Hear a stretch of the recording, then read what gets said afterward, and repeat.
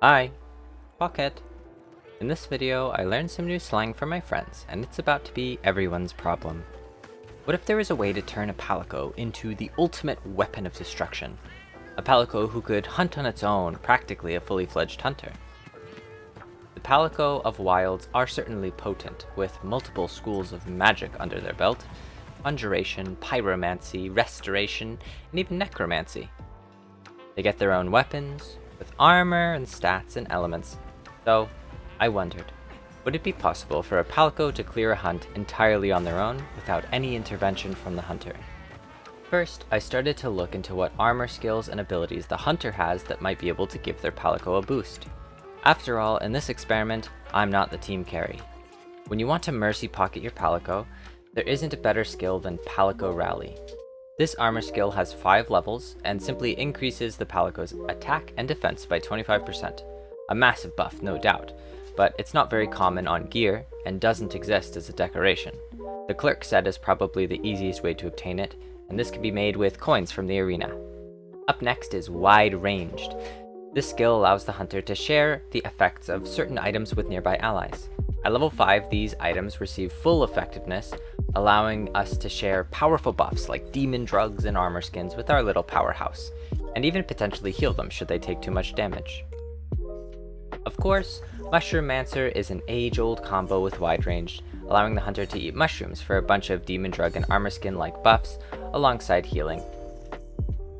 Blangonga's Spirit is one I didn't expect. This set bonus from Blangonga gives a temporary attack buff after using the 2 victory gesture, which is described to greatly affect Palicos and support hunters. The buff comes quickly, and the gesture doesn't immobilize the hunter, making it an easy source of additional attack stats. And though I didn't utilize it in this video, there is a food skill that buffs Palico attack and defense called Top Cat Meal.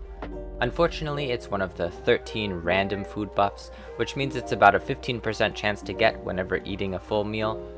For more info on food, I made a video about that.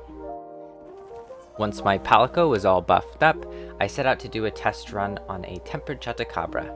I was excited to see how long it took, and if my Palico would be flinching the monster left and right, but something went wrong. When I finally got Chota's attention, my Palico didn't seem interested in fighting. It just followed behind me, like it was waiting for me to initiate.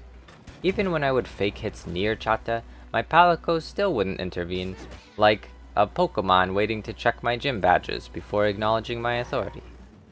And so, my dream of managing to clear a hunt without doing any damage myself died instantaneously.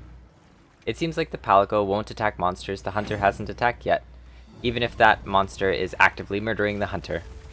But perhaps there's still a way, even if it means bending the rules a bit. By using the throwing knife, a puny, weak tool that all hunters have in infinite supply, we can shoot monsters for a small amount of damage, thus convincing the Palico that we are engaged in combat, even without drawing our weapon. By firing these knives, or any damaging slinger ammo for that matter, the Palico is immediately inspired by our massive damage output, and starts utilizing all those beautiful stat buffs. Finally, things were coming along nicely. 5 minutes passed, then 10, then 20, and finally, after 24 minutes, Chotacabra was defeated. I found it easier during the hunt to try and keep Chotacabra in one place, because it looks like the Palico attacks are really delayed, so it's very probable that the monster will simply dodge the Palico over and over on accident by sidestepping. Admittedly, it's hard to tell how much of the hunt was done by the Palico, and how much was done by the slinger and the environment, but hopefully the Palico did a lot, because I was really putting my whole build into buffing that little cat. After this, I went to hunt a 3-star high-rank Quemetries, and had similar fun. Using mostly the throwing knife, but with the help of my Palico, we severed the tail, even got a few stuns with rocks, and took down another monster together. A lot of people have been saying Palicos are extremely powerful in this game, and while I agree, it seems like most of their power is utilized defensively. I know Palicos have been much more powerful offensively in previous games.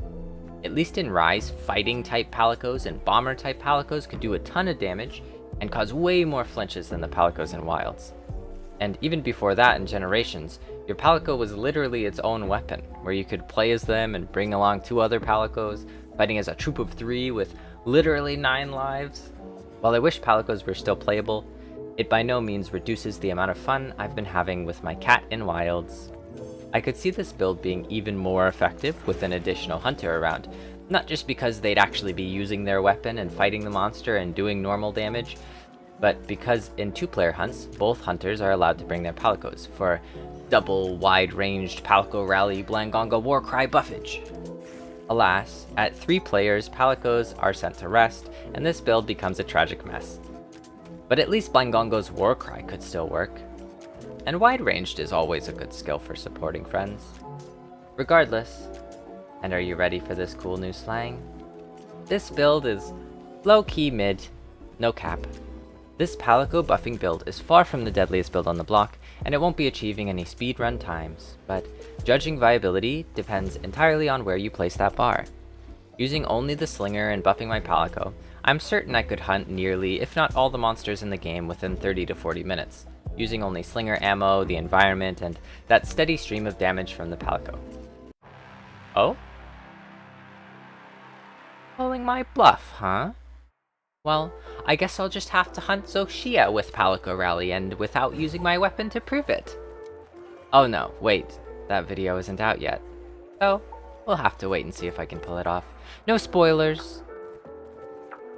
Thanks for watching, fellow hunters. Good luck, and goodbye.